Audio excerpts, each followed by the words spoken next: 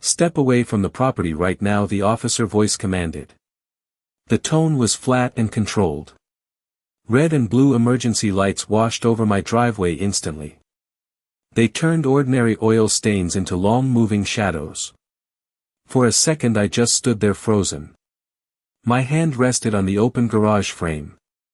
My morning coffee was already cooling behind me on the porch rail. 10 minutes earlier this was just a normal day. Then 3 police cruisers rolled onto my gravel track. They arrived slow so the entire neighborhood could hear the crunch. Curtains shifted behind glass down the block. Front doors cracked open. Neighbors pulled out their phones to record the spectacle. Linda Whitmore stood right across the street where she always places herself during trouble. Her arms were folded tight. She had a certain sharp smile rehearsed for this exact moment. "Suspicious activity report," the second deputy announced. He did not look at my face.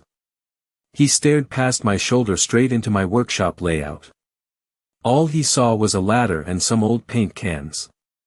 A wrench sat sans sway in my palm.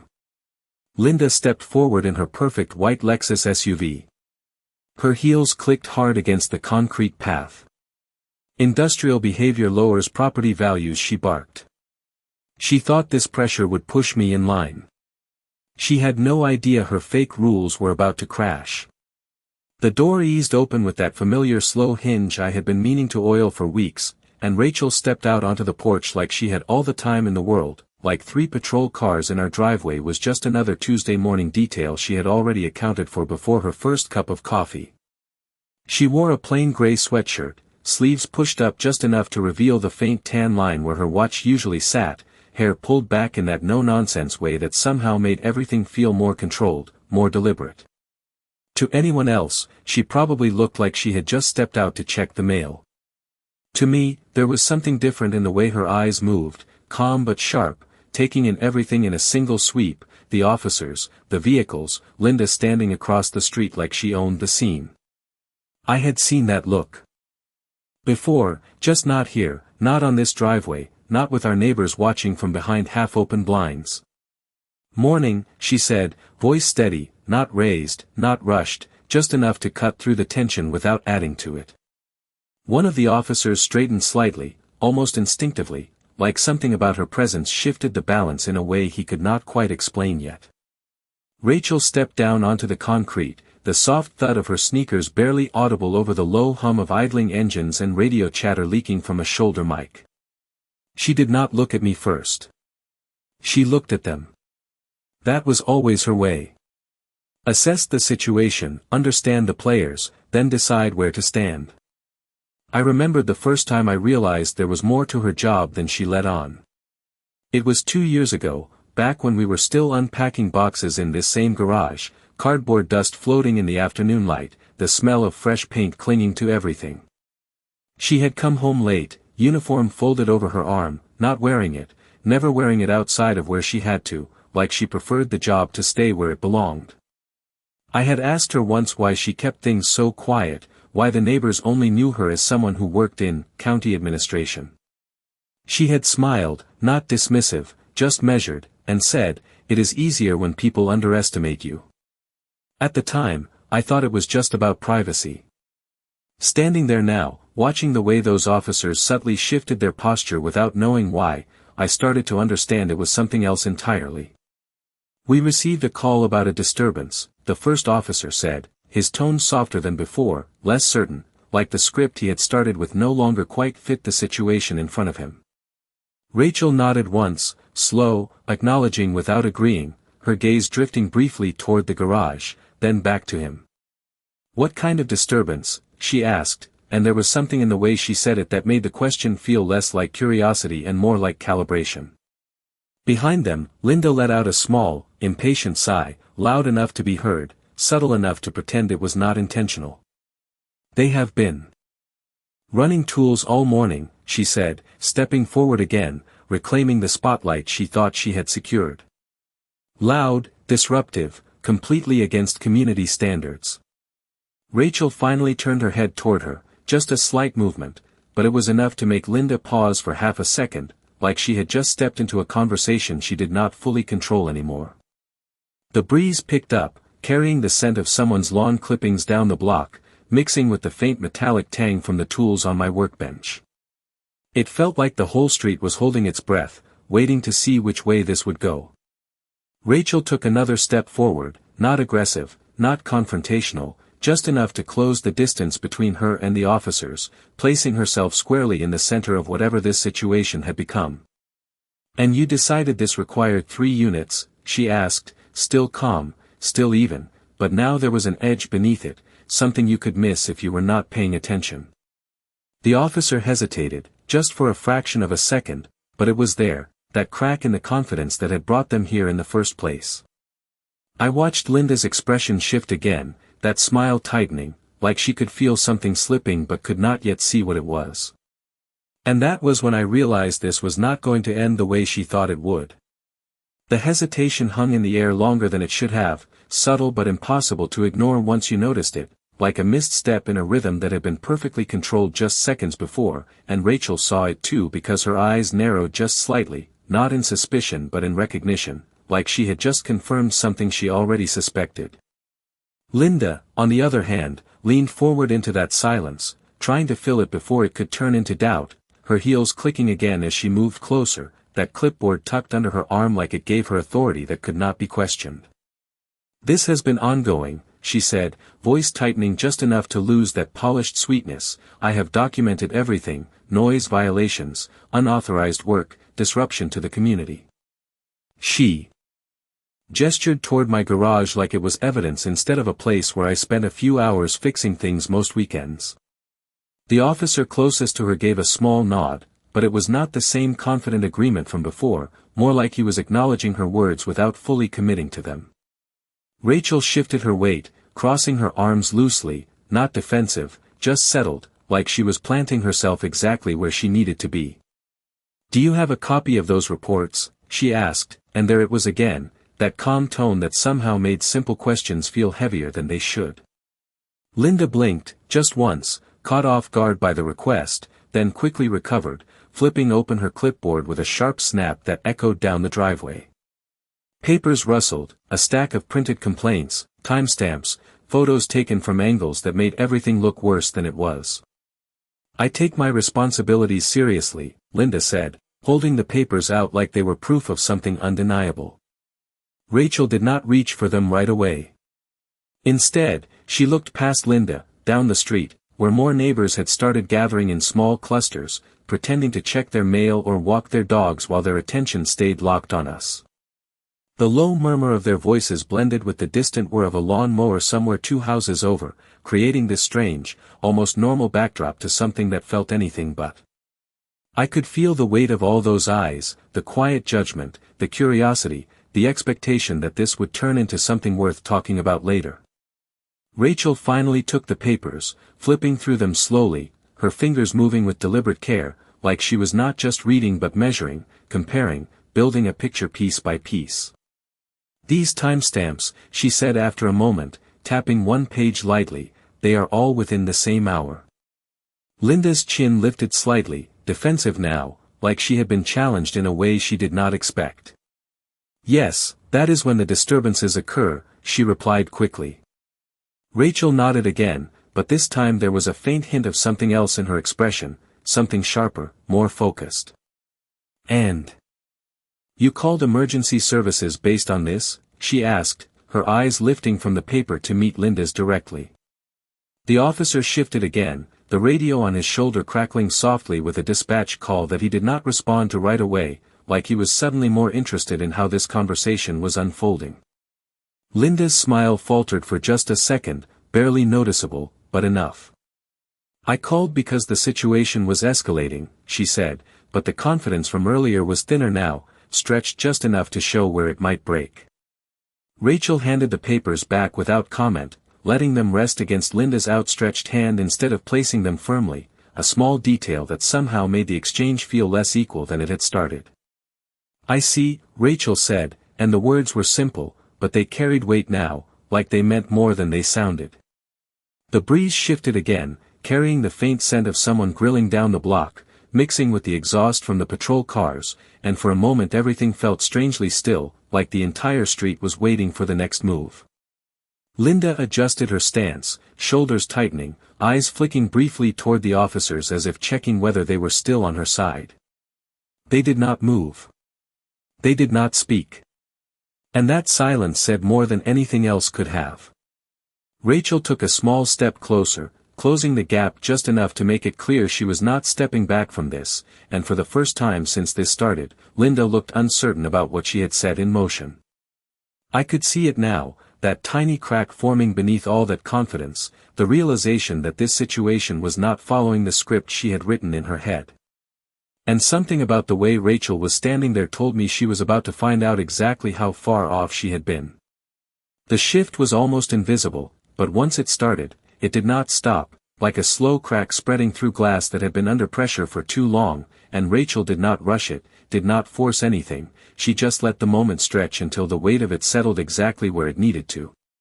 One of the officers cleared his throat quietly, adjusting his stance again, his eyes flicking toward his partner before returning to Rachel, like he was waiting for direction without realizing he was doing it.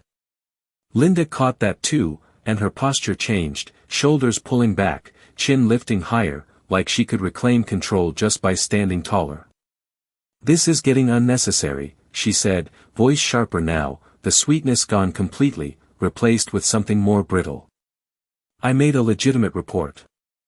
I expect it to be handled accordingly." The word accordingly hung there, heavy with implication, like she was reminding everyone what side they were supposed to be on. Rachel did not react right away. She let the silence sit again, just long enough to make Linda fill it with her own tension. Then she tilted her head slightly, studying her in a way that felt less like conversation and more like evaluation. "You said this has been ongoing," Rachel replied, calm as ever. "How many times have you called this in?"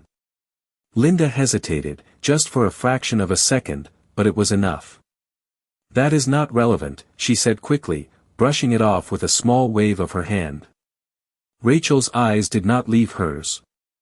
"It becomes relevant when emergency services are involved," she said, her tone still even but now carrying a quiet firmness that had not been there before.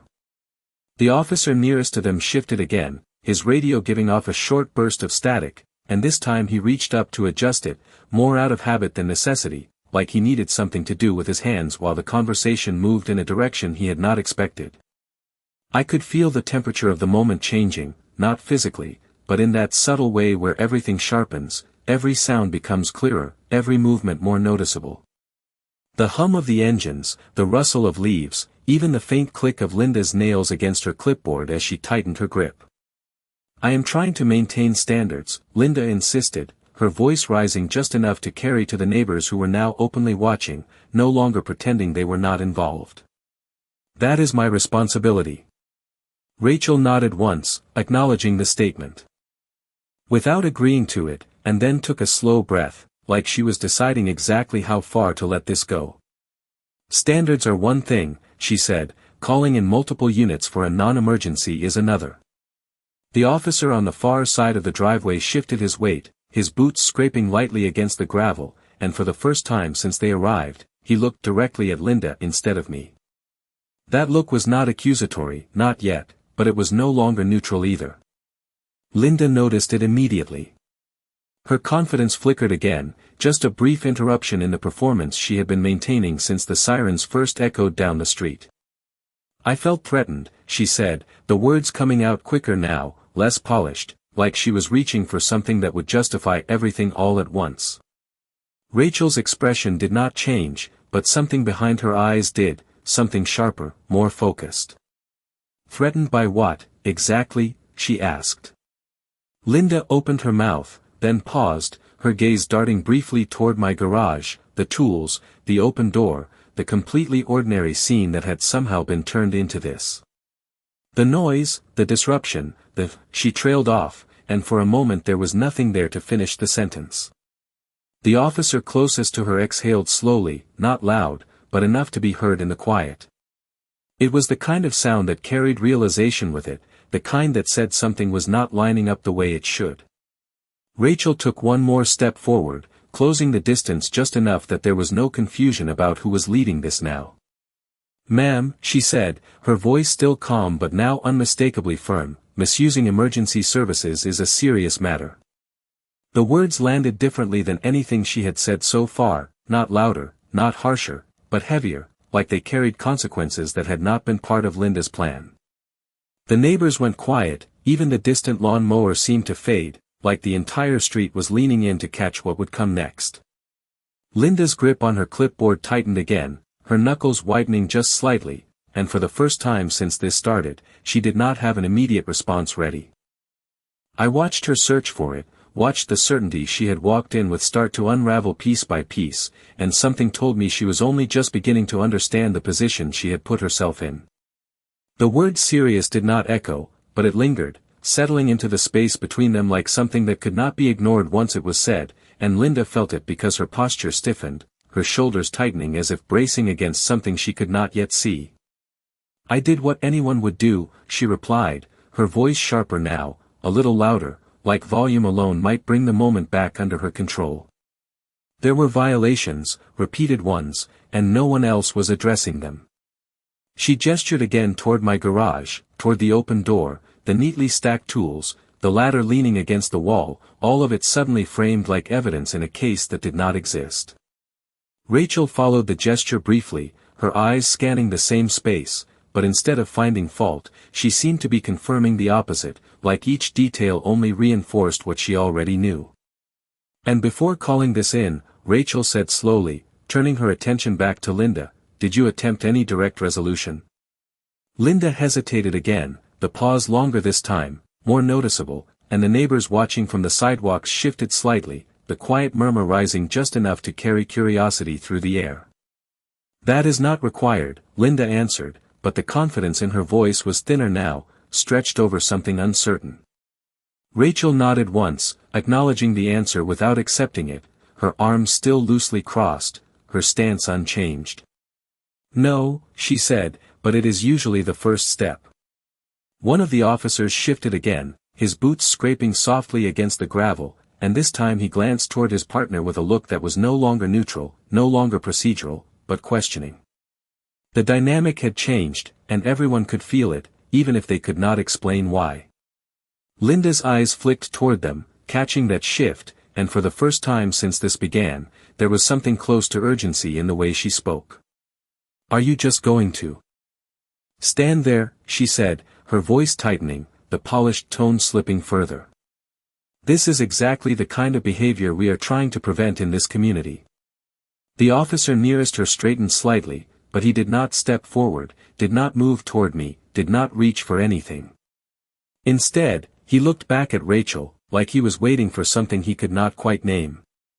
That was when I realized the moment had already tilted, not dramatically, not in a way that made headlines, but in that subtle, undeniable way where authority starts to shift from one person to another without anyone announcing it.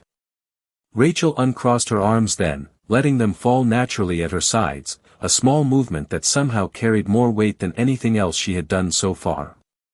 "Ma'am," she said, her voice still calm but now edged with something firmer, something that did not invite interruption, "emergency resources are limited.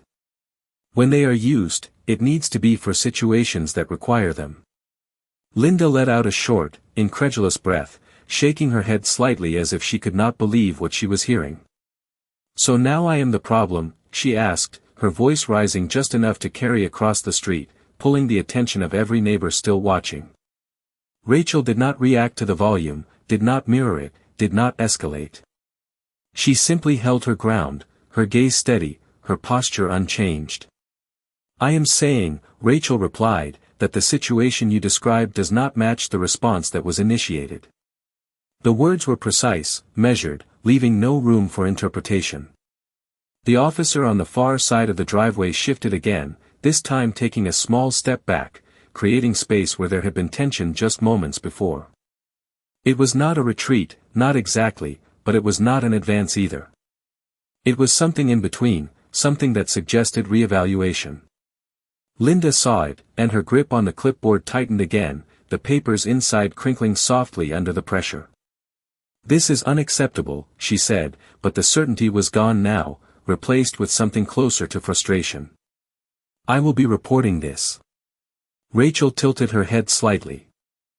Considering the statement, and for a brief moment, there was something almost unreadable in her expression, like she was deciding how much to say and how much to hold back. "You are welcome to do that," she replied, her tone unchanged, "but I would recommend being very clear about the details." The breeze picked up again, carrying the distant sound of a car door slamming somewhere down the block, grounding the moment in something ordinary even as everything else felt anything but. Linda opened her mouth to respond, then stopped, her eyes narrowing slightly as she studied Rachel more closely, like she was trying to place something she had missed. "And that was when I saw it, that flicker of realization just starting to form, the sense that she was no longer entirely sure who she was dealing with." The realization did not arrive all at once for Linda, it crept in slowly, like a shadow stretching across something she thought was fully lit, and the more she looked at Rachel, the less certain she seemed about the ground she was standing on. "I know everyone in this neighborhood," she said, her voice tightening again, searching for footing, "and I do not recall you being on any of the committees." The comment landed with a faint ripple through the small crowd that had gathered, a few neighbors exchanging glances, like they were waiting to see how Rachel would respond to being placed in that narrow definition of belonging. Rachel did not react immediately. She let the words pass, let them sit, like they were not worth interrupting, and instead turned her attention briefly toward the officers again, her gaze steady, almost reassuring in a way that seemed to ease whatever uncertainty had started to build between them. Then she looked back at Linda, just as calm as before. "That is because I am not on any of your committees," she said simply. There was no defensiveness in it, no need to justify or explain, just a statement of fact that somehow carried more weight than Linda's attempt to define her. Linda's lips pressed together, her expression tightening as she adjusted her stance again, shifting her weight from one heel to the other. "Well, that explains it," she said, a hint of forced confidence returning, like she had found a thread to pull. "You are not familiar with how things are done here." The word sounded practiced, like something she had said many times before, something that usually worked. But this time, they landed differently. Rachel's expression did not change, but there was a subtle shift in the way she stood, a slight straightening of her posture that made her seem taller without actually moving. "I am very familiar with how things are supposed to be done," she replied, her voice still even, but now carrying a quiet authority that had not been fully visible until this moment. One of the officers glanced at her again, longer this time, his brow furrowing slightly, like a piece of a puzzle was starting to fall into place but had not yet fully connected. Linda caught that look too, and it unsettled her more than anything Rachel had said so far. "Then you should understand that I am acting within my rights," she insisted, her voice rising again, not quite losing control but no longer fully composed. "This community has standards, and I am responsible for enforcing them." Rachel nodded once, acknowledging the statement, but her eyes did not soften. "Enforcing community standards does not extend to emergency dispatch," she said, and the way she said it made it sound less like an opinion and more like something already established, something not open for debate. The officer nearest to them shifted again, this time taking a small step to the side, his stance widening slightly, not in tension but in readiness, like he was preparing for something he could not yet see but could feel coming. The radio on his shoulder crackled again, a dispatcher's voice cutting through briefly before fading into static, and he did not respond, his attention fixed on Rachel now in a way that was no longer casual. Linda's eyes narrowed, studying Rachel more closely, her earlier certainty giving way to something more cautious. "And what exactly makes you so sure of that?" she asked, her tone sharper now, edged with something that sounded almost like suspicion. Rachel held her gaze for a moment, letting the question hang there, letting the silence stretch just enough to draw everyone's attention tighter around them. The breeze had died down, leaving the air still, heavy with the quiet tension of people waiting for something to shift. I could hear the faint ticking of the cooling engine from one of the patrol cars, the soft creak of someone shifting their weight on a porch across the street, even the distant bark of a dog 2 houses over, all of it sharpening the moment without breaking it. Rachel took a slow breath, not dramatic, not exaggerated, just enough to steady the space around her, and then she stepped forward again, closing the gap between herself and the officers by a fraction, placing herself squarely at the center of everything that had been set in motion. She did not raise her voice, did not change her tone, but there was something unmistakable in the way she spoke next, something that made every officer on that driveway straighten just a little more, even before she finished the sentence. "Because this is not a community standard issue," Rachel said, her voice calm but carrying a weight that seemed to settle over everything at once, "this is a misuse of county resources." The words did not land loudly, but they hit with a precision that made the officers straighten almost instinctively, like something in the phrasing triggered recognition before their minds fully caught up. One of them blinked, his gaze sharpening as he looked at her again, really looked this time, not as a homeowner or a bystander, but as something else he was trying to place. Linda froze for just a fraction of a second, the clipboard in her hands lowering slightly as if her grip had loosened without her noticing. "That is your opinion," she replied quickly, trying to recover, but the confidence in her voice was thinner now, stretched tight over uncertainty. Rachel did not react to the pushback. She did not need to. She took another small step forward, not aggressive, not confrontational, just enough to shift the center of gravity of the moment even further in her direction. "It is not," she said, her tone still even, "it is policy." The officer closest to her drew in a quiet breath, his shoulders lifting slightly.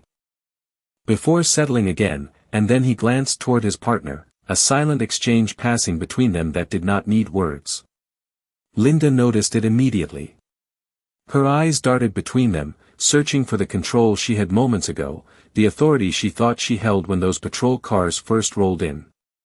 "I called because I felt unsafe," she insisted again, but now the words sounded rehearsed, like she was repeating something she had already said instead of building a case. Rachel tilted her head slightly, considering her, not dismissing, not agreeing, just measuring. "And you communicated that clearly to dispatch?" she asked. The question was simple, but it carried an edge that had not been there before, something that made it clear this was no longer just a conversation. Linda opened her mouth, then paused, her gaze flicking briefly toward the officers again, like she was looking for confirmation before answering. "I explained the situation," she said finally, but the certainty was gone, replaced with something that sounded more like justification than fact. Rachel nodded once, slowly, as if that answer had confirmed exactly what she needed. The breeze shifted again, carrying the faint scent of someone brewing coffee down the block, a normal detail that felt strangely out of place against the tension now tightening around us. One of the officers reached up and pressed a button on his radio, not speaking into it, just holding it for a second like he was considering something, then letting it go. "Ma'am," he said carefully, addressing Linda now, his tone noticeably different than before, more measured, more cautious, "what exactly did you report to dispatch?" Linda's head turned sharply toward him, surprise flashing across her face, quickly followed by irritation.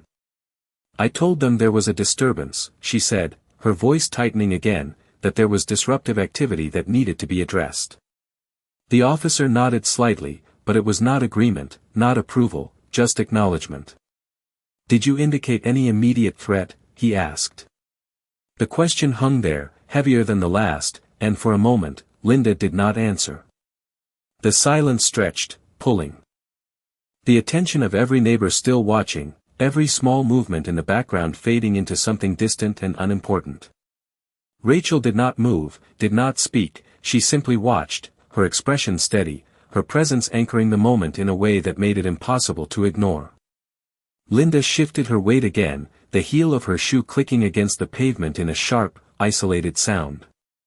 "I told them it was escalating," she said finally, but the words lacked conviction, like even she could hear how thin they sounded now. The officer's jaw tightened slightly, not in anger, but in understanding, and he glanced back at Rachel one more time, that same look from earlier returning, only now it was clearer, more certain. Linda saw it too, and this time, she could not hide the flicker of unease that crossed her face. The control she had walked in with was slipping, piece by piece, and there was nothing she could do to stop it. Rachel took a slow breath, her shoulders settling, and for the first time since this began, there was a subtle shift in her expression, something just beneath the surface, like she had reached a point she had been moving toward all along. And that was when she finally decided to stop holding back. The shift in Rachel was subtle, but it carried a finality that even the officers seemed to recognize before anything was said, like a quiet line had just been crossed and there was no going back from it. She let the silence settle for one more second, just enough to make sure everyone was paying attention, then reached into the front pocket of her sweatshirt with a slow, deliberate motion. It was not dramatic, not rushed, just controlled, like every movement was intentional. Linda's eyes followed the motion immediately, narrowing slightly, suspicion mixing with that growing unease she could no longer hide. The officers did the same, their posture tightening just a fraction, not in alarm, but in focus. Rachel pulled out a small leather wallet, worn just enough to show it was used often, but kept in perfect condition, and held it for a moment at her side before flipping it open with a soft, precise motion. The badge caught the light first, a brief flash of polished metal reflecting the morning sun, followed by the identification card beneath it. She did not thrust it forward, did not wave it around. She simply held it up at chest level, angled so the officers could see it clearly without her needing to step closer. "Rachel Cole," she said, her voice steady, unchanged, "County Sheriff." The words landed with a quiet weight that rippled outward, not loud, not dramatic, but undeniable. The officer nearest her straightened instantly, his posture snapping into something more formal without hesitation, his expression shifting from uncertainty to recognition in a single beat. "Sheriff," he said, the word coming out before he could stop himself, like it was reflex more than decision. His partner mirrored the movement a second later, shoulders squaring, stance adjusting, the subtle cues of respect falling into place as if they had always been there, just waiting to be triggered. Linda did not move at first.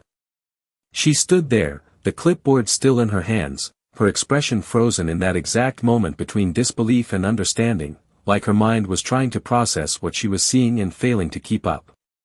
"That is not," she started, but the words did not finish, trailing off into nothing as she looked from the badge to the officers and back again, searching for something that would make this make sense in her version of the situation.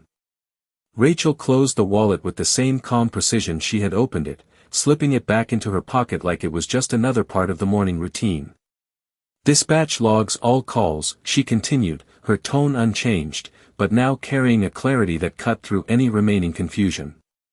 "Time stamps, descriptions, caller statements." The officer on the far side nodded slightly, his jaw tightening in understanding, like he was already replaying the call in his head, matching it against what had just been revealed.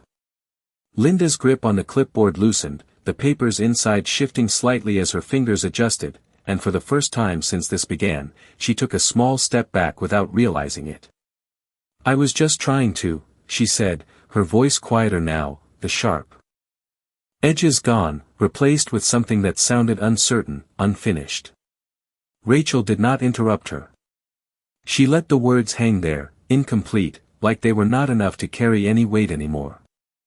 The breeze picked up again, lifting a corner of one of Linda's papers, the soft rustle sounding louder than it should have in the silence that followed. Across the street, one of the neighbors lowered their phone slightly, the tension of the moment shifting into something else, something that looked a lot like realization spreading through the small crowd.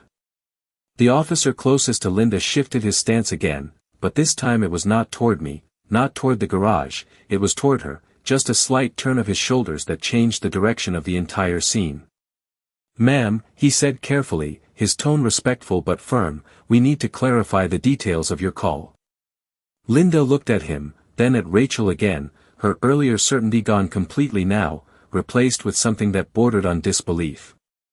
She opened her mouth to respond, but nothing came out, just a brief, silent hesitation that said more than any explanation could.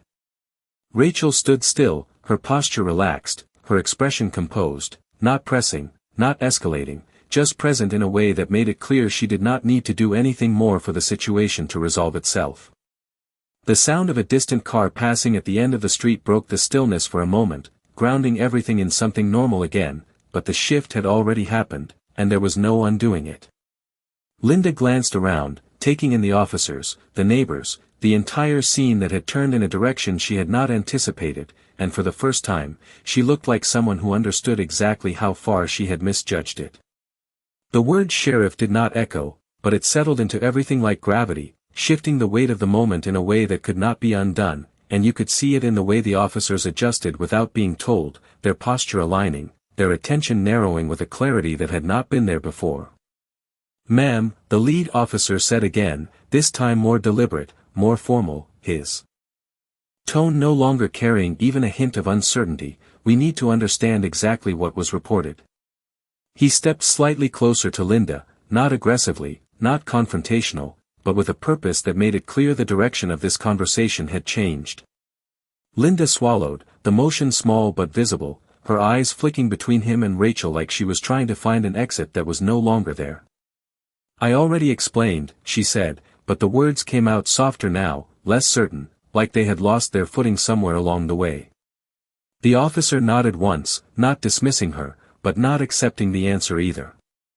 "We are going to go through it again," he replied, his voice calm but firm, the kind of tone that did not invite argument.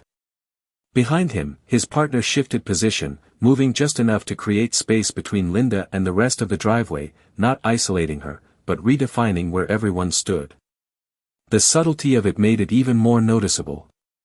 Rachel remained where she was, just off to the side now, no longer the center of attention, but still the anchor of the entire scene, her presence steady, her expression unchanged. She did not need to step in again. Everything that needed to be said had already been said. Linda adjusted her grip on the clipboard, the papers inside rustling as her fingers tightened, then loosened again. "There was excessive noise," she began, her voice careful now, like she was choosing each word instead of letting them come naturally. "Ongoing disturbances that were affecting the neighborhood." The officer listened without interrupting, his gaze steady, his stance grounded. "Did you indicate that there was an immediate threat to safety?" he asked, repeating the question from before, but this time there was no room left for deflection. Linda hesitated, her eyes dropping briefly to the papers in her hands, then lifting again, searching for something that would make this answer easier. "I said it was escalating," she replied, but even as she said it, it sounded less like a statement and more like something she hoped would be enough. The officer's expression did not change, but there was a subtle tightening around his eyes, a shift that suggested he had already reached a conclusion. "Ma'am, escalation and immediate threat are not the same," he said, his tone still respectful, but now carrying a clarity that left little room for interpretation. A faint murmur moved through the neighbors watching from the street, not loud, not disruptive, just a ripple of understanding passing from one person to the next. The balance had shifted, and everyone could feel it. Linda's shoulders dropped slightly, the tension she had been holding finally starting to show in the way she stood, the way her voice no longer carried the same sharp certainty. "I was trying to prevent a situation," she said, quieter now, her words trailing just a little at the end. The officer nodded once, acknowledging the intent without validating the action. "We understand that," he said, "but the way this was reported matters." He glanced briefly toward Rachel, not for instruction, but with a recognition that was now fully formed, then returned his focus to Linda. "Dispatch records everything," he continued, "including how situations are described and prioritized." Linda's gaze followed his for a split second, landing on Rachel again, and this time there was no confusion in her expression, only the realization of what she had overlooked from the very beginning. Rachel did not react to the look. She simply stood there, calm, composed, like she had known this moment was coming all along. The breeze picked up again, carrying the distant sound of a car engine turning over somewhere down the block, grounding the scene in something ordinary even as everything else felt anything but. One of the neighbors shifted their weight on the sidewalk, the faint crunch of gravel underfoot echoing softly, and for a moment, the entire street seemed to hold still, waiting to see how this would resolve. Linda opened her mouth as if to speak again, then stopped, her expression tightening as she seemed to realize that anything she said now would only add to what had already been set in motion. The officer took a small step back, giving her space, but not stepping away from the situation, his posture still firm, still attentive.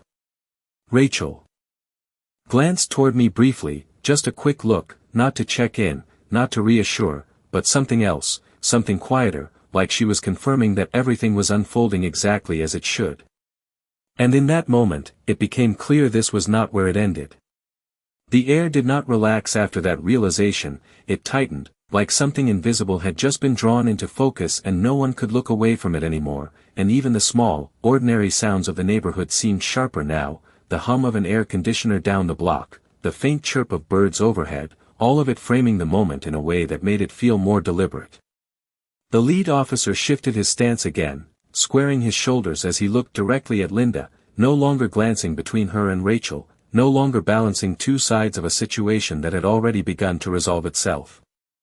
"Ma'am," he said, his voice steady, measured, "we are going to need to verify the details of your call with dispatch." The words were calm, but they carried a direction that was no longer optional. Linda's fingers tightened around her clipboard again, the edges of the paper bending slightly under the pressure. "I already told you what happened," she replied, but the resistance in her voice sounded weaker now, like it was losing ground with every sentence.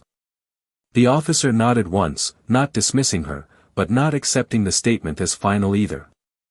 "We understand that," he said, "but we need to confirm how the situation was communicated." Behind him, his partner reached up to his radio again, pressing the button this time, his voice low as he requested a playback of the original call details. The crackle of the radio response came back almost immediately, a faint voice confirming the request, the words not fully clear but unmistakably procedural. Linda's eyes flicked toward the radio, then back to the officer, her expression tightening as the reality of what was happening began to settle in. She was no longer directing the situation. She was being reviewed by it. Rachel remained still, her posture relaxed, her hands at her sides, not intervening, not guiding, simply allowing the process to unfold. She did not need to say anything else. The system she understood better than anyone else was already doing the work for her. A light breeze moved through the driveway again, lifting a few strands of Rachel's hair and carrying with it the faint scent of coffee from somewhere nearby, a reminder of how normal the morning had been just minutes before everything shifted. One of the neighbors took a step closer along the sidewalk, the crunch of gravel under their shoe echoing softly, and a few others leaned slightly forward, their attention no longer hidden. Linda noticed them, her gaze sweeping across the small audience, and for the first time, there was something like self-awareness in her expression, a recognition that this was no longer a private enforcement of rules but something far more public. The radio crackled again, louder this time, the dispatcher's voice more distinct as it relayed the summary of the call. The officer listened carefully, his expression remaining neutral, but the slight tightening of his jaw suggested he was hearing exactly what he needed. He did not interrupt, did not react outwardly, just absorbed the information with a focus that made the moment feel even heavier. Linda shifted her weight again, her heel clicking against the pavement, a sharp, isolated sound that seemed louder than it should have been. "This is unnecessary," she said, her voice quieter now, less certain, like she was trying to pull the situation back before it moved any further away from her control. The officer did not look at her right away. He waited until the dispatcher finished, until the radio went quiet again, and only then did he lower his hand and turn his attention back to her. "Ma'am," he said, his tone unchanged but now carrying a clarity that had not been there before, the call was logged as a potential disturbance with implied safety concerns. Linda's lips parted slightly, but no words came out. The officer continued, not raising his voice, not accusing, just stating what was now part of the record. "Based on what we are observing here, there is no immediate threat to safety." The words settled into the space between them, and this time, there was no way to push back against them, no angle to reinterpret what had already been confirmed. Linda's grip on the clipboard loosened, the papers inside shifting again, and she looked down at them briefly, as if they might offer something she could use, something she could say, but they were just paper now, no longer carrying the authority she had assigned to them. Rachel watched quietly, her expression composed, her presence steady, not pressing the moment forward but not stepping away from it either. The officer took a small step back, giving Linda space again, but the dynamic had already been set, and everyone could feel it. The neighbors remained still, their attention fixed, the quiet murmur from earlier gone completely, replaced with a silence that felt more like understanding than curiosity. Linda looked up again, her eyes moving from the officer to Rachel, and this time, there was no confusion, no attempt to reframe what was happening, just the clear recognition of how far things had shifted beyond her control. And the way Rachel met her gaze made it clear this was only the beginning of that realization. The silence that followed the officer's words was not empty, it was heavy, like the kind of quiet that comes after something has already been decided but not yet spoken out loud, and Linda felt it because her posture changed again, her shoulders no longer squared, her stance no longer anchored, like the ground beneath her had shifted without warning. She looked down at the papers in her hand one more time, flipping one page over as if it might offer something she had missed, something she could still use to regain control, but the motion felt slower now, uncertain, like she already knew there was nothing left there. "I was trying to protect the neighborhood," she said finally, her voice quieter, the edge gone completely, replaced with something that sounded almost like justification. The officer listened, his expression steady, but there was no change in his posture, no softening in the way he stood. "We understand your intent," he replied, "but intent does not change how the call was made." The distinction hung there, clear and unmovable, and for the first time since this began, Linda did not push back immediately. She just stood there, absorbing it, her eyes drifting briefly toward the neighbors, then back to the officers, then finally landing on Rachel again. Rachel had not moved.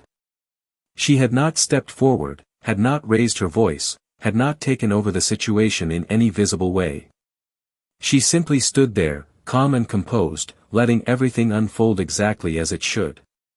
That was what made it different. This was not force. This was process. The officer closest to Linda shifted slightly, reaching for a small notepad at his belt, flipping it open with a practiced motion that felt almost routine, except there was nothing routine about the way this moment had developed. "For documentation purposes," he said, his tone professional, "I am going to note that the reported conditions did not match what was observed on arrival."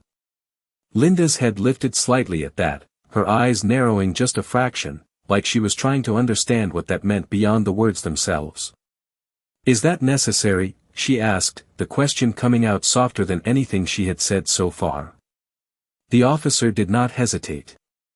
"Yes, ma'am," he answered simply, writing as he spoke, the scratch of pen against paper carrying a weight that echoed louder than it should have.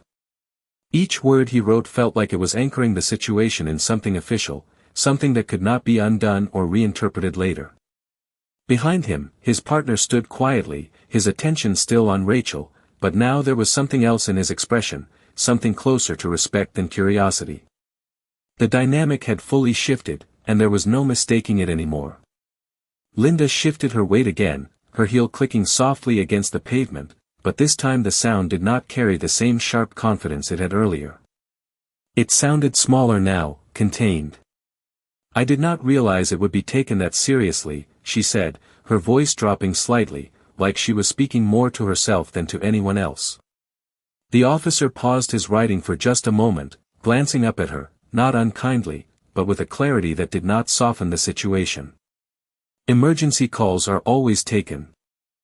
"Seriously," he said, then returned his attention to the notepad, finishing the line with a final, deliberate stroke. The breeze moved through the driveway again, lifting the edge of one of Linda's papers, and she reached out instinctively to hold it down, her fingers pressing against it like she needed something tangible to steady herself. Across the street, one of the neighbors shifted, the faint sound of a screen door creaking open somewhere down the block adding to the quiet backdrop of the moment. Rachel finally moved then, just a small step to the side, repositioning herself slightly, not to take control, but to stand where she could see everything clearly. Her presence did not dominate the scene, but it anchored it in a way that made everything else feel more defined. Linda looked at her again, longer this time, her expression no longer defensive, no longer assertive, just searching, like she was trying to reconcile the version of events she had expected with the reality in front of her. "I was just doing my job," she said, the words softer now, almost uncertain. Rachel held her gaze for a moment, her expression unreadable, then gave a small, almost imperceptible nod, not in agreement, but in acknowledgement of something more complex than either of them had said out loud. The officer closed his notepad, tucking it back into place, and straightened again, his posture returning to that same steady, professional stance he had adopted earlier, but now it carried a different meaning. This was no longer about responding to a call. It was about documenting what had actually happened. Linda glanced around once more, taking in the officers, the neighbors, the entire scene that had shifted so completely from where it began, and for a moment, it looked like she might say something else, something to try and reclaim even a small part of what she had lost. But she did not. She just stood there, the clipboard held loosely in her hands, as the weight of the situation settled fully into place. And the way the officers were standing now made it clear that what came next would not be up to her. The moment did not end with a dramatic shift or raised voices, it settled into something quieter, something heavier, like the kind of conclusion that does not need to be announced because everyone already understands it, and you could see that understanding move through the street, through the officers, through the neighbors still watching from a distance. The lead officer adjusted his stance once more, then gave a small, almost imperceptible nod to his partner, the kind of signal that did not require explanation. "We are going to clear this call," he said, his tone professional, steady, no longer carrying any uncertainty. "There is no active disturbance that requires further response." The words were simple, but they marked the end of something that had started very differently just minutes before. Linda's shoulders dropped slightly at that, the last bit of tension she had been holding finally giving way, and she let out a breath she had probably been holding longer than she realized. "So that is it?" she asked, her voice quieter now, stripped of the sharp edges that had defined it earlier. The officer nodded once. "For this call, yes," he replied, then paused briefly before continuing, "but the details will be documented and reviewed as part of standard procedure." That part landed differently, more firmly, like it carried implications that extended beyond the driveway, beyond the moment itself. Linda's grip on the clipboard shifted again, her fingers adjusting around it as if she was trying to hold on to something familiar, something that still made sense. "Reviewed," she repeated, the words sounding unfamiliar in her own voice. The officer met her gaze directly, not unkindly, but without softening the message.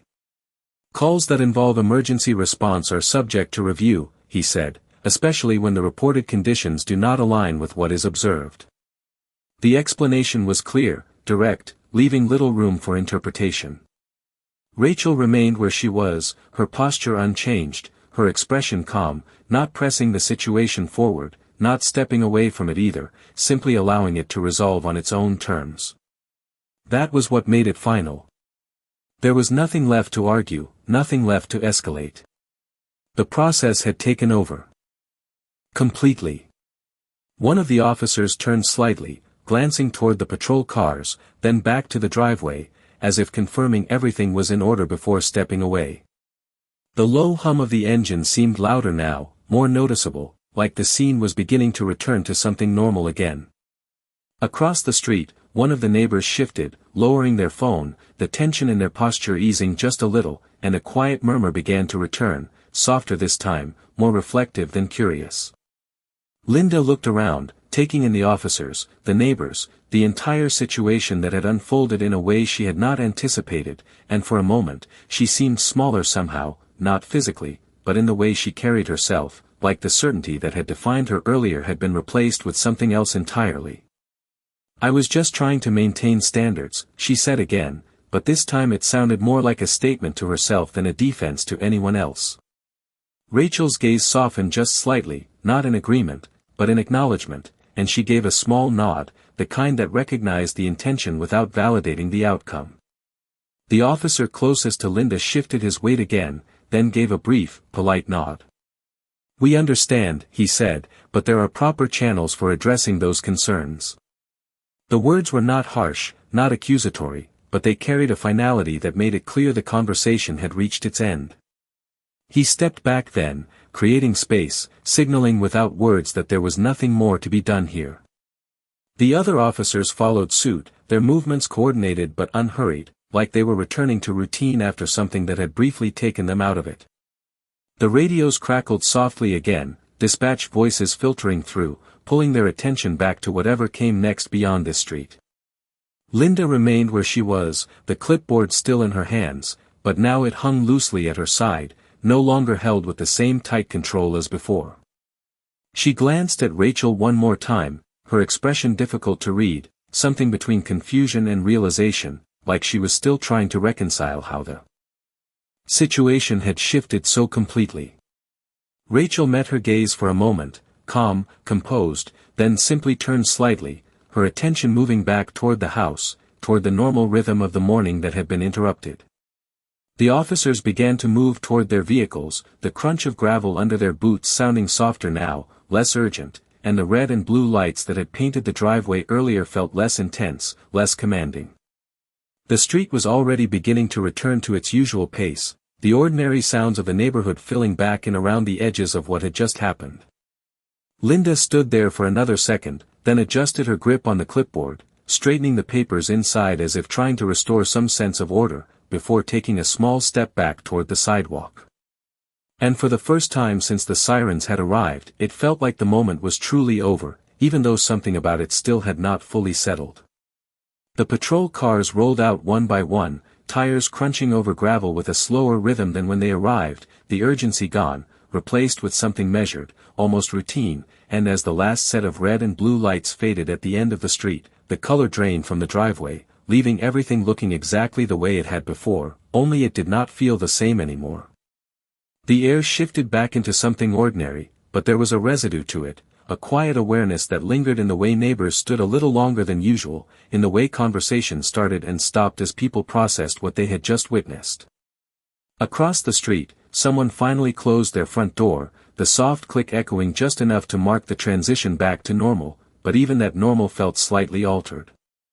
Linda remained near the edge of the sidewalk, her posture no longer rigid, her clipboard now held loosely at her side instead of clutched like a symbol of control. She glanced once more toward Rachel, then toward me, then down at the papers she had been so certain would carry weight, and for a moment it looked like she might say something to reclaim a piece of what she had lost out here in the open. But the words never came.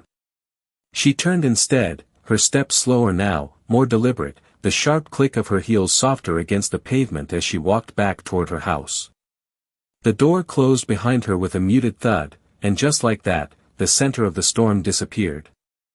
Rachel stood still for another second, her gaze following the last of the patrol cars as they disappeared down the block, then she let out a small breath, not of relief, not of tension, just a quiet exhale that signaled the moment had passed.